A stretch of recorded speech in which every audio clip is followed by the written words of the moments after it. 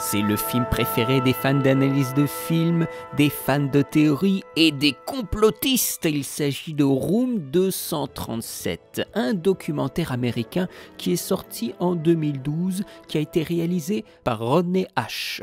C'est un film d'analyse, un document de pensée de 1h40, une illustration de 9 théories par des fans du film de Kubrick, Shining. C'est une présentation par les personnes qui théorisent avec différents extraits de Shining mais aussi d'autres films. Le film est intéressant parce que sur YouTube on a des vidéos d'analyse, des vidéos de démonstration de théories, des vidéos de complot et le film nous pose la question quel est notre seuil de tolérance à ces explications. À partir de quel moment on n'accepte plus ce qu'on entend, ce qu'on voit. Alors, dans le film, on a tout.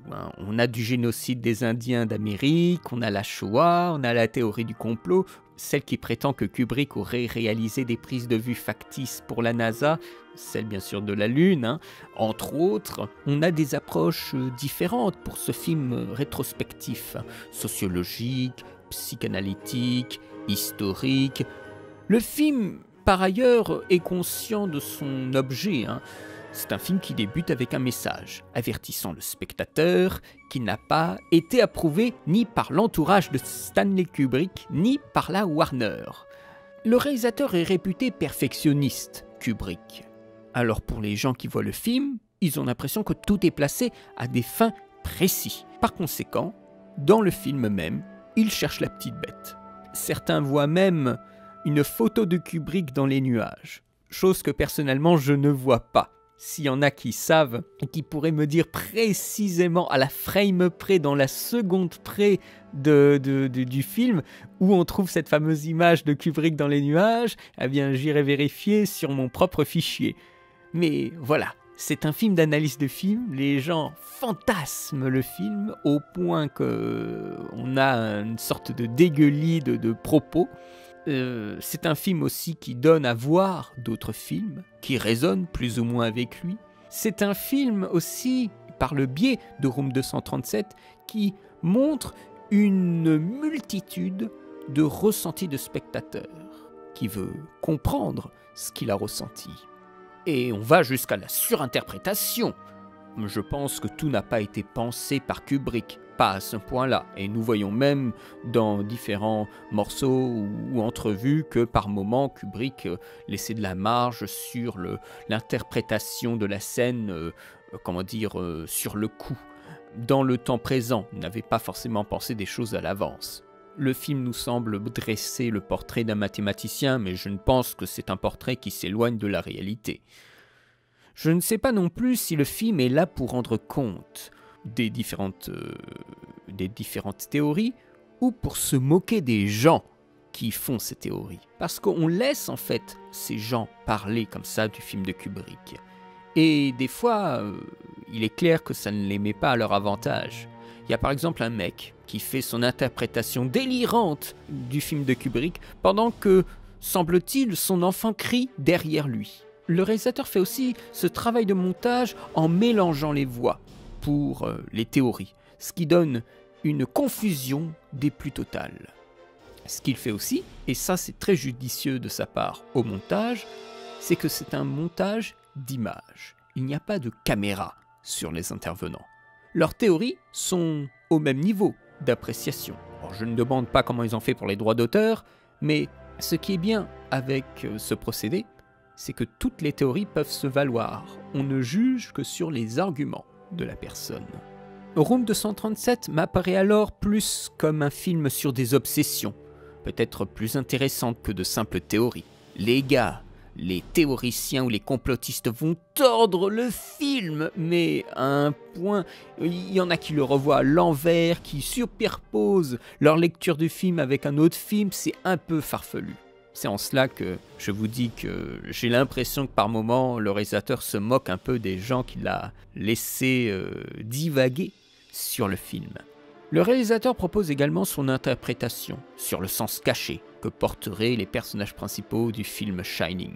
L'hôtel est une représentation psychologique des personnages. Le Minotaure et son labyrinthe. Nous pouvons observer, et ça ce n'est pas une théorie, c'est clair dans le film que c'est ça, que l'architecture de l'hôtel n'est pas tout à fait adéquate avec ce qui pourrait être une réelle architecture, notamment dans les intérieurs. J'avais déjà vu cette théorie, même si je ne suis pas totalement d'accord avec ce qui est dit, j'avais déjà vu cette théorie dans une vieille vidéo de Rob Hager, vous connaissez sûrement le nom si vous êtes là depuis longtemps sur la chaîne, de Collective Learning. C'est quelqu'un qui fait des analyses très pointues, très intéressantes sur différents films, et j'avais vu un mec aussi qui avait fait, pour rendre compte de l'architecture absurde de Shining, il avait utilisé l'éditeur de niveau de Duke Nukem 3D à l'époque, pour montrer les erreurs d'architecture du film, pour dire qu'il y a des choses, des portes ou des couloirs qui n'avaient aucun sens. Et le logiciel d'éditeur de niveau de Duke Nukem 3D, à l'époque, était très sophistiqué et on pouvait vraiment rendre compte d'un espace. Et là, on pouvait se rendre compte qu'il y avait des choses qui n'étaient absolument pas possibles. Le film, enfin, dresse une sorte de portrait poétique de la réception d'un film. On se laisse aller sur ce qu'on ressent, on divague, c'est aussi un petit peu la critique.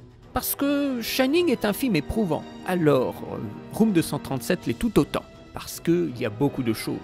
On est beaucoup sollicité par le visuel et aussi par le son, par ce qui est dit. Avec cette recherche absolue de sens, ou peut-être la recherche de sens absolu, nous perdons l'émotion du frisson de la frayeur que nous procure le film pour essayer de trouver l'objectivité de ce que veut dire Shining.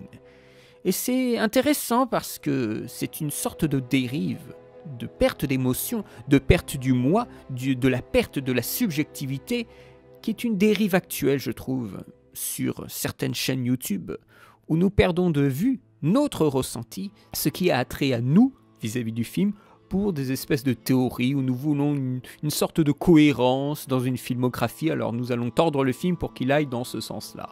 Room 237 serait peut-être un film d'avertissement sur les gens un peu trop consciencieux qui veulent rentrer des films un peu trop dans des cases, plutôt que plus simplement parler de leurs émotions.